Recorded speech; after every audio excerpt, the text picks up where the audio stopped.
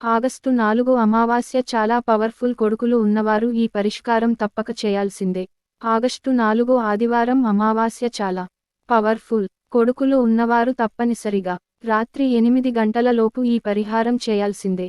అప్పుడే వారి భవిష్యత్తు బాగుంటుంది. 2024 ఆగస్టు 4వ తేదీన అమావాస్య రాబోతుంది. ఇది చాలా శక్తివంతమైన రోజు. ఎందుకంటే ఆదివారంతో కలిసి వచ్చే అమావాస్య చాలా పవర్ఫుల్. ఆరోగ్యానికి కూడా ఇలాంటి అమావాస్య 50 సంవత్సరాల క్రితం వచ్చిందని, మళ్ళీ ఇప్పుడు వస్తుందని జ్యోతిష్య పండితులు చెబుతున్నారు. ఈ అమావాస్య చాలా శక్తివంతమైనది. కాబట్టి అమావాస్య రోజున కొడుకులు ఉన్నవారు ఖచ్చితంగా ఈ పరిహారం చేసుకోండి. చాలా అద్భుతమైన ఫలితం వస్తుంది. అదృష్టం, ఐశ్వర్యం కలిసి వస్తుంది. పిల్లల భవిష్యత్తు కూడా చాలా బాగుంటుంది. అలాగే పిల్లలపై ఉండే చెడు దృష్టి అంతా కూడా తొలగిపోతుందని సిద్ధశాస్త్రం చెబుతుంది.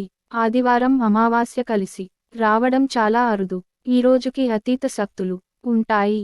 ఇలాంటి రోజు కోసం అనేకమంది ఎదురు చూస్తూ ఉంటారు.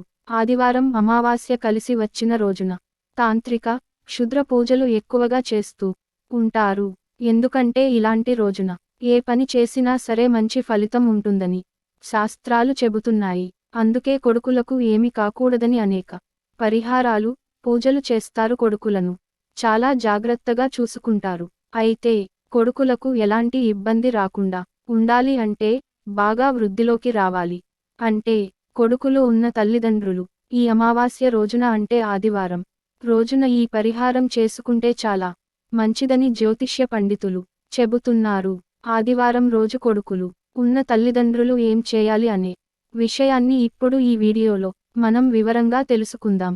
ఆదివారం అమావాస్య కలిసి రావడం చాలా విశేషం. ఇలాంటి రోజు కోసం అనేక మంది సాధువులు, తాంత్రికులు ఎదురు చూస్తూ ఉంటారు.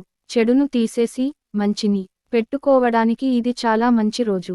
సాధారణంగా మగ పిల్లలకు ఎక్కువ దిష్టి తగులుతూ ఉంటుంది. ఆడపిల్లలు ఉన్నవారు మగ పిల్లలను చూసి దిష్టి పెడతారు. మగ పిల్లలు ఎదిగే కొద్దీ, వారి వయస్సు పెరిగే కొద్దీ వారికి దిష్టి పెరుగుతూ ఉంటుంది. కనుక ఆ మగ పిల్లలకు ప్రతి అమావాస్యకు దిష్టి తీసివేయడం చాలా మంచిది. అలా దిష్టి తీసేస్తే వారిపై ఉన్న చెడు దృష్టి, ఏడుపులు మొత్తం పోతాయి.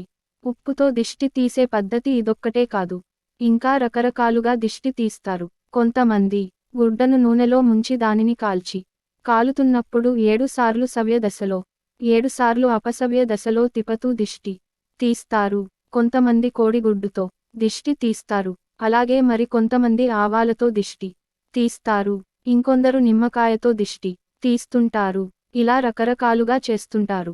వీటిల్లో ఏదో ఒక పద్ధతిలో ప్రతి అమావాస్యకు దిష్టి తీసుకుంటూ ఉంటే చాలా మంచిది.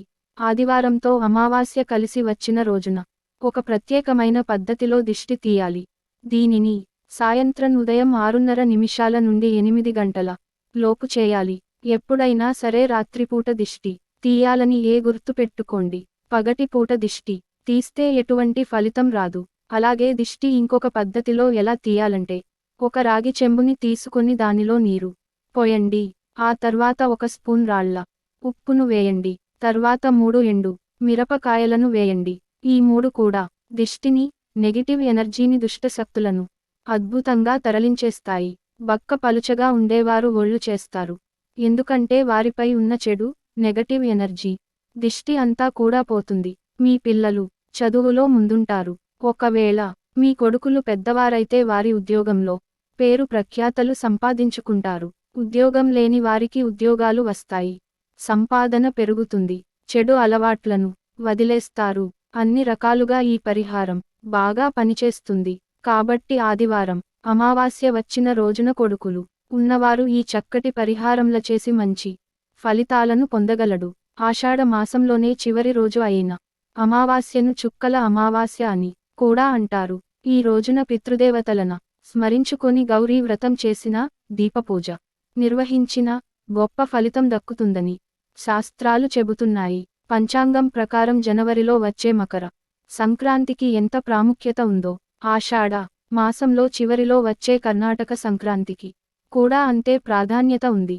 మకర సంక్రాంతి సమయంలో ఉత్తరాయణం మొదలైతే కర్కాటక సంక్రాంతికి దక్షిణాయనం మొదలవుతుంది. కొత్త కోడలు గౌరీ పూజలు చేసి సాయంత్రం సంధ్యావేళ వరకు ఉపవాసం ఆచరిస్తారు. అమ్మవారి ముందు 100 చుక్కలు పెట్టి దాని మీద 1100 దారపు పోగులను పెడతారు. ఒక దండలాగా అల్లుకుని మరుసటి వరకు ధరిస్తారు. స్తోమత ఉన్నవారు నోము సందర్భంగా బంగారపు చుక్కలను కూడా పూర్వకాలంలో దానం చేసేవారు. దక్షిణాయనం ఖగోళానికి సంబంధించిన పండుగ కాబట్టి ఆకాశంలో చుక్కలను సూచిస్తూ ఈ ఆచారం మొదలై ఉండొచ్చు అని పెద్దలు చెబుతున్నారు. తమ మాంగళ్యం కలకాలం క్షేమంగా ఉండాలన్నదే ముత్తైదువుల కోరిక. ఆషాఢ మాసానికి సూర్యుడు దక్షిణాయనికి మరలతాడు. రాత్రి వేళలు పెరుగుతాయి. చలి మొదలవుతుంది. చీకటి అనేది అజ్ఞానానికి, బద్ధకానికి, అనారోగ్యానికి చిహ్నాలు. వాటిని పారద్రోలి వెలుగును, వేడిని ఇచ్చేవి దీపాలు. అందుకు సూచనగా ఆషాఢ అమావాస్య రోజున పూజలు చేస్తారు. ఇందుకోసం పీటలను లేదా చెక్క పలకలను శుభ్రంగా అలికి వాటి మీద ముగ్గులు వేస్తారు. పలకల మీద ఇంట్లో ఉన్న దీపస్తంభాలు లేదా దీపపు కుందులను పెడతారు. ఆ దీపాలను పసుపు కుంకుమలతో అలంకరించి వెలిగిస్తారు. అలాగే అమావాస్య రోజు శివుడిని పూజించినా కూడా విశేషమైన ఫలితాలు సిద్ధిస్తాయి. ఈ ఆషాఢ అమావాస్య చాలా పవర్ఫుల్, అలాగే శక్తివంతమైనది. ఆషాఢ అమావాస్య రోజు ఈ వస్తువులను కొని ఇంటికి తెచ్చుకుంటే అదృష్టం, ఐశ్వర్యం, 7 తరాలకు తిన్నా తరగని ఐశ్వర్యం లభిస్తుంది. ఈ వస్తువులకు అంతట శక్తి ఉంది. కాబట్టి ఈ వస్తువులను అందరూ గుర్తుపెట్టుకొని ఇంటికి తెచ్చుకోండి. అయితే ఈ అమావాస్య రోజున అందరూ గుర్తుపెట్టుకొని ఈ 2 వస్తువులను ఇంటికి తెచ్చుకుంటే 7 తరాలకు సరిపడా డబ్బు వచ్చి పడుతుంది. కష్టాలన్నీ తొలగిపోతాయి. మీ సమస్యలన్నీ తీరిపోతాయి. అలాగే ధనలాభం కలుగుతుంది. మీ సంపాదన పెరుగుతుంది. ప్రతి నెలలో అమావాస్య వస్తూనే ఉంటుంది. కానీ ఆషాఢ అమావాస్య చాలా గొప్పది. ఇలాంటి రోజున ఈ 2 వస్తువులను ఇంట్లో తెచ్చుకొని పెట్టుకుంటే అపార ఐశ్వర్య యోగం సిద్ధిస్తుంది. వాటిలో మొదటి వస్తువు ఏమిటంటే ఉప్పు. ఇలా బీరువా కింద పెట్టిన ఉప్పును 48 గంటలు అంటే 2 రోజుల తర్వాత వాటిని తీసి ఏదైనా ఒక చెట్టు మొదట్లో పడేయండి. ఇక రెండవ వస్తువు ఏమిటంటే బెల్లం.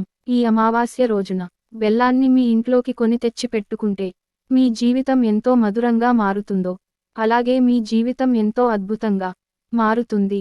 ధనం మీ వైపు బాగా అట్రాక్ట్ అవుతుంది.